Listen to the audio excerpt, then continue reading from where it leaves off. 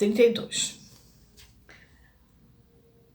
Ele, supervisionando, aquele que na posição de subjetividade secundária, se ele pudesse se manter aí, nessa situação, na posição de subjetividade secundária, em que a situação coloca imediatamente o supervisor, encontraria aí a via autêntica, verdadeira, de atingir o que a fórmula clássica da atenção difusa ou distraída do analista, a flutuante, né? A atenção flutuante, só exprime muito aproximativamente, pois o essencial é saber o que visa essa atenção flutuante.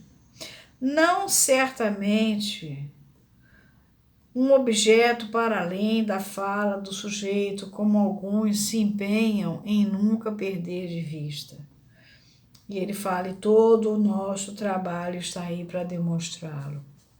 Se tivesse que ser essa via da análise, sem dúvida alguma, seria a outros meios que ela recorreria, ou então esse seria o único exemplo de um método que proibisse a si mesmo os meios de atingir seu fim.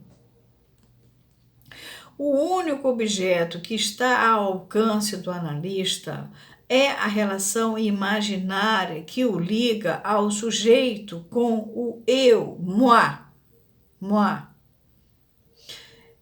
E, na impossibilidade de eliminá-la,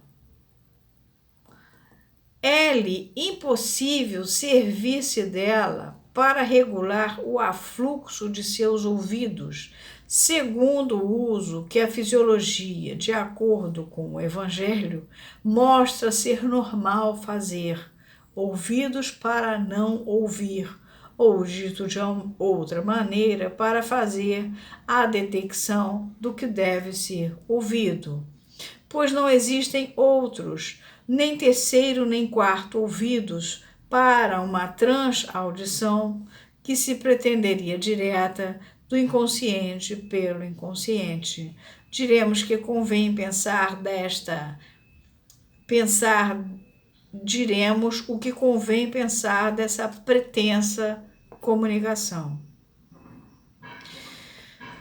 Abordamos a função da fala na análise por seu aspecto mais ingrato, o da fala vazia, em que o sujeito parece falar em vão de alguém que, mesmo lhe sendo semelhante, a ponto de ele se enganar, nunca se aliará à função de seu desejo. Mesmo que ele esteja metendo pau na sogra dele, está na fala vazia.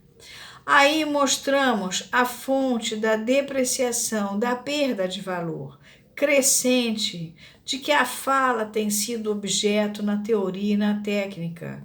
E foi preciso levantarmos pouco a pouco, qual uma pesada roda de moinho tombada sobre si mesma, aquilo que só pode servir de volante no movimento da análise, ou seja, vocês lembram do volante, né? Os fatores psicofisiológicos individuais que, na realidade, são excluídos de sua dialética. Dar como objetivo à análise modificar sua própria inércia é condenar-se à ficção do movimento onde uma certa tendência da técnica parece efetivamente satisfazer-se. Peguei a palavra inércia. Inércia você usa normalmente sem ação nem atividade, mas é ausência de reação, falta de mobilidade e estagnação. Na física, ela é matéria que oferece resistência à aceleração. E na química é a particularidade das substâncias que não reagem quando estão em contato com outras. E do antigo significa que não possui nem demonstra habilidade, que tem falta de aptidão. Bom, eu peguei essas todas, porque eu sabia que vocês não iam no disso, mas eu tenho que ir. Então, dar como objetivo à análise modificar sua própria inércia é condenar-se à ficção do movimento onde uma certa tendência da técnica parece efetivamente satisfazer-se. Ou seja, a gente não tem como escapar da circunstância do imaginário do sujeito. Agora, a gente não pode cair nesse buraco. Então, quando entrar fala vazia, blá blá blá blá blá, blá é fala vazia. E não pode ficar deixando por conta da inércia. Olha que beleza. Não, ele é incapaz. Ou então, eu vou usar a inércia no sentido da física, né? Matéria que oferece a resistência à aceleração. Ou no sentido da química, particular da substância que não reage quando estão em contato com outras. E aí eu vou me desculpando de fazer análise na pessoa.